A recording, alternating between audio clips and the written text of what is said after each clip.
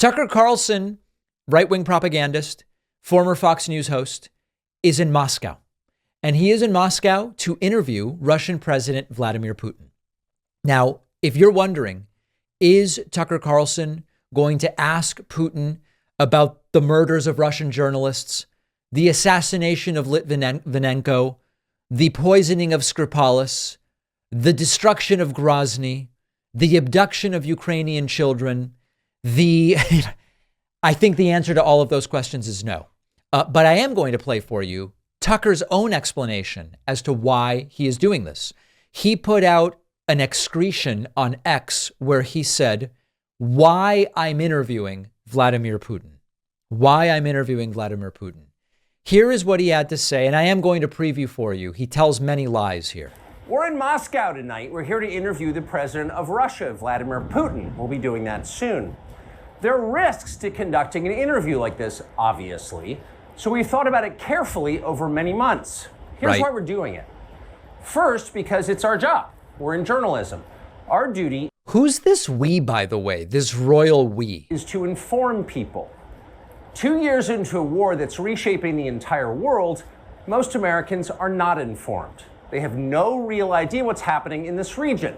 By the way, the idea that if it's true that Americans aren't informed about what's happening with the Russian invasion of Ukraine, Putin is going to be the one who informs them to give them an idea of what's really going on. Laughable and pathetic at its face. Here in Russia or 600 miles away in Ukraine. But they should know. They're paying for much of it in ways they might not fully yet perceive.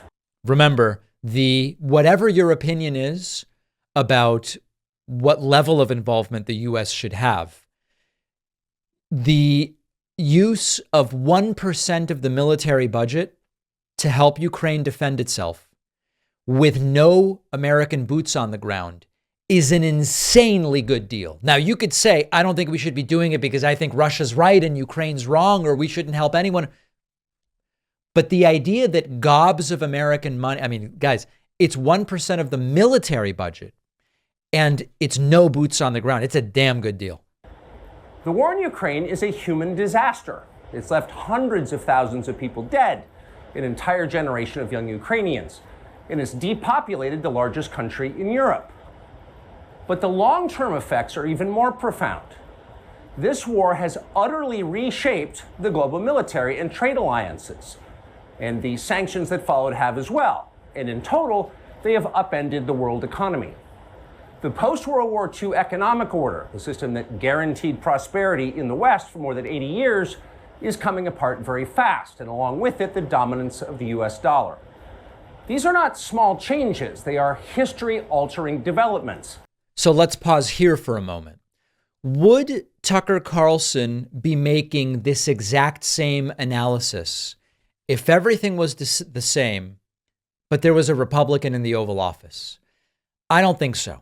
And I think it's very clear that this extremely negative view of the dollar and all these different things, which, by the way, the dollar was very much in question as the long-term and sustaining reserve currency of the world under Trump. But Tucker wouldn't talk about it then. A lot of this is a proxy attack on Joe Biden. They will define the lives of our grandchildren. Most of the world understands this perfectly well. They can see it. Ask anyone in Asia or the Middle East what the future looks like. And yet the populations of the English-speaking countries seem mostly unaware. They think that nothing has really changed. And they think that because no one has told them the truth. Their media outlets are corrupt. They lie to their readers and viewers. And they do that mostly by omission. For example, since the day the war in Ukraine began, American media outlets have spoken to scores of people from Ukraine, and they have done scores of interviews with Ukrainian President Zelensky. All right, this is a critical part, okay? So let's really focus in on this section. We ourselves have put in a request for an interview with Zelensky, and we hope he accepts. But the interviews he's already done in the United States are not traditional interviews. They are fawning pep sessions specifically designed to amplify Zelensky's demand that the U.S. enter more deeply into a war in Eastern Europe and pay for it. That is not journalism. It is government propaganda. Propaganda of the ugliest kind, the kind that kills people. At the same time, our politicians and media outlets have been doing this. promoting a foreign leader like he's a new consumer brand, not a single Western journalist has bothered to interview the president of the other country involved in this conflict, Vladimir Putin. Most Americans have no idea why Putin invaded Ukraine or what his goals are now. This is a critically important thing. The reason that other American journalists haven't interviewed Putin is not because they don't want to. It's not because they haven't tried. It's because Putin has not accepted. And numerous journalists, including Christiane Amanpour and others, have said, we've made numerous requests to interview Putin. It is Putin who doesn't want to do the interviews with us. But for some reason, he wants to do the interview with Tucker Carlson. I wonder why. Now, I also think it's important to mention in this context that you can come at this from Tucker's angle, which is we hear one sort of thing from Zelensky. Now I'm going to give you a similar sort of thing for Putin, and then we'll kind of be even and people can decide. There are objective factual differences between the two parties here. Russia invaded Ukraine. Russia is trying to take territory that is not theirs, that is Ukrainian under international law. And so even if you grant we should hear from Putin, and I want to hear from Putin, right? And many journalists have tried to interview Putin.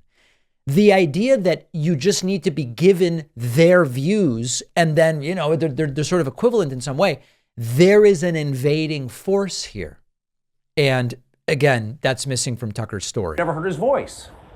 That's wrong. Americans have a right to know all they can about a war they're implicated in. And we have the right to tell them about it because we are Americans too. Freedom of speech is our birthright. We were born with the right to say what we believe. That right cannot be taken away no matter who is in the White House.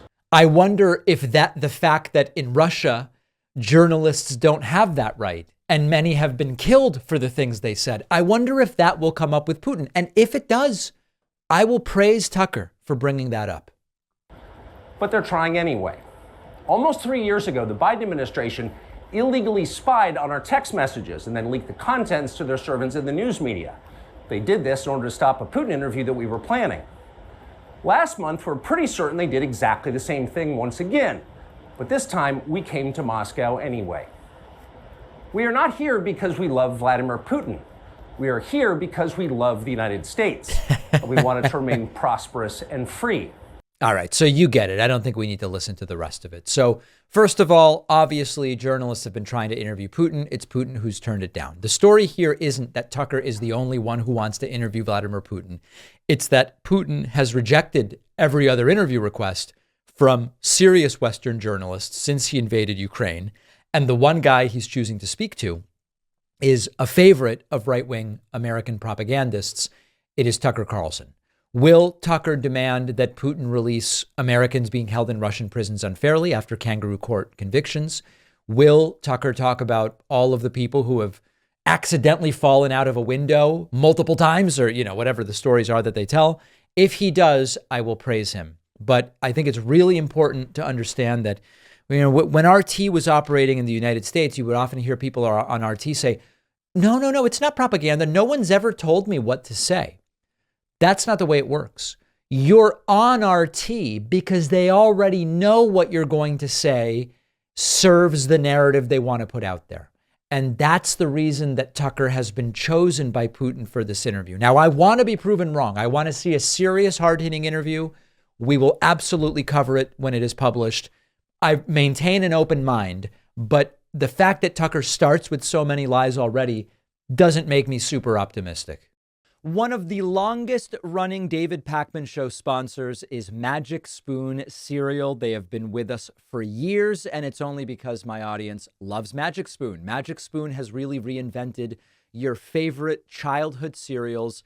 Each serving has 0 grams of sugar, 13 to 14 grams of protein, and only 4 to 5 net carbs per serving. It is keto friendly. It is grain free.